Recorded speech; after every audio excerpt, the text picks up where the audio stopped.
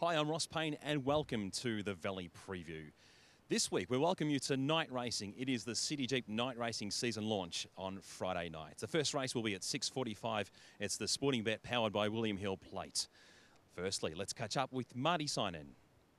And Marty, you've gone from a head wobble to not being able to get hot at all. Can you please tell us what's going on? And have you got something for us this time? No, I had a bit of a bad week last week. Star rolling I thought was a good thing, but the cleaner broke his heart on the home turn and unable to round him up. I think he ended up running fourth, which wasn't a bad run considering the way the cleaner races. But disappointing in my tip, but this week I think I can come up with something a lot better.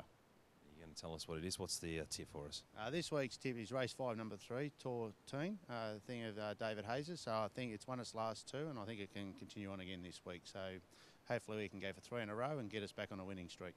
And to just take us through the track conditions and the report for us, Marty. What's the? It's an indifferent week this week. We've forecast a little bit over the shop. We had a warm part early in the week. Tip for a little bit of rain. What's planned for Friday night? Yeah, this week we're back to night racing, which is a little bit different. Where from when I did the pentrometer on Friday morning, we've got 12 hours until we race. So my aim is to have the track around a dead 4 Friday morning when I do that pentrometer and put it out. With depending on what the weather forecast is tomorrow, it's more.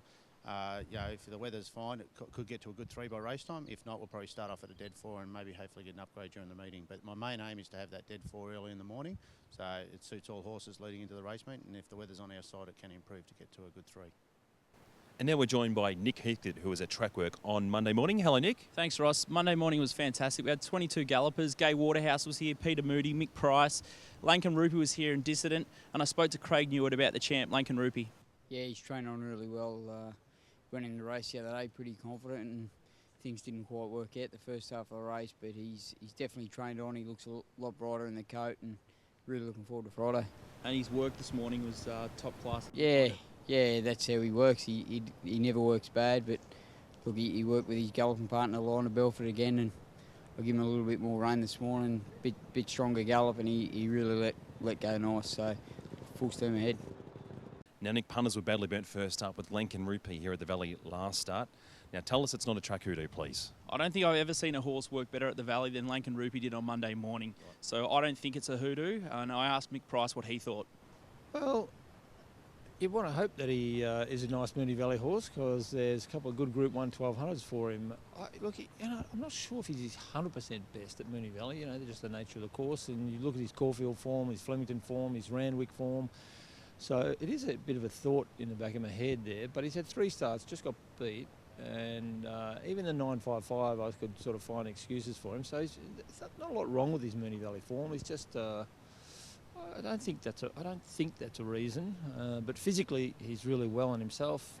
Horse looks great, and like I said, recovered well, and it'd be hard to beat Friday night.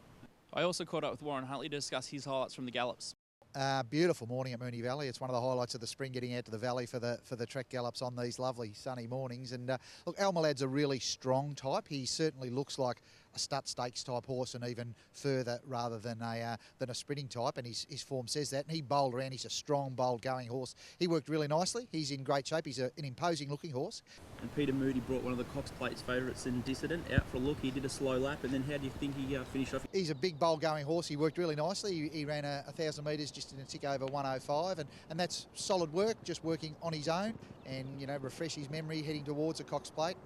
And he's won Group 1 races at his last 2 starts, and he looks to be holding his condition really well. Sure, and aside from the obvious Lankan Rupee, who was your best of the morning? I thought outside of the main races, I thought Nigel Blackiston's pair of Desert Journey and Ominous, who worked separately at the early part of the gallop. Ominous kicked off from about the 1,600 metre mark, and they paired up at around the 1,200 metre mark. I love the way they finished off their last 1,000 and particularly last 400 metres. And for the races that they're heading towards, although I think Ominous might be taking on the cleaner in the JRA Cup, so he'll have a bit of chasing to do at some stage of the race. But Desert Journey's a horse that might go to a 1,500 metre handicap, not a stakes race on Friday night. And I think he's come back in great shape. Loved his work this morning. Now, Nick, you were a race early with Foreteller last time. I feel sorry for you. Maybe not. But anyway, what do you got for us Friday night? I really like Zebulon from the Peter Morgan and Craig Widdowson yard. He worked the house down Monday. He was great first up at Flemington against the Chivalry, and he only needs a bit of luck in running from gate 2 to really give it a good shake. Let's now cross to Andrew Brown in the Sporting Bet studios to get the latest betting info for Friday night. Yeah, thank you very much, Ross, and what a massive weekend ahead, starting with a cracking night of racing at the Valley on Friday. Check out the latest sporting bet market for the Group 1 City Jeep Moir, and no surprises to see Lankan Rupee on top. Queensland Warhorse Buffering is in the market there too, but most punters expect Lankan Rupee to return to his winning ways, including one punter who placed $40,000 on him at the $1.50 within an hour of us opening up the market on Wednesday. Plenty of early support around also for Commanding Jewel to win the Stock Stakes and the Cleaner to win the JRA Cup. Speaking of the Cleaner, he's now $34 for the Sporting Bet Cox Plate. Faulkner, one of the biggest movers in the past couple of weeks after that outstanding effort in the Makybe Diva.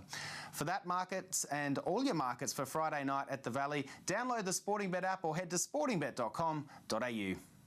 Thanks, Andrew. We've got some good news. We're pleased to welcome Jeep Australia to the 55-second challenge. And our first race of the series will be race 3 on Friday night. They're putting up a $70,000 Jeep Grand Cherokee for the winning trainer. So congratulations, and the winning trainer will surely enjoy that prize. Also on Friday night, it's a big night. We've got the promotion for the Cleaner. Should it win the alternate railway JRA Cup? Good news, members and punters in general, you'll get half-price schooners right through until the following race.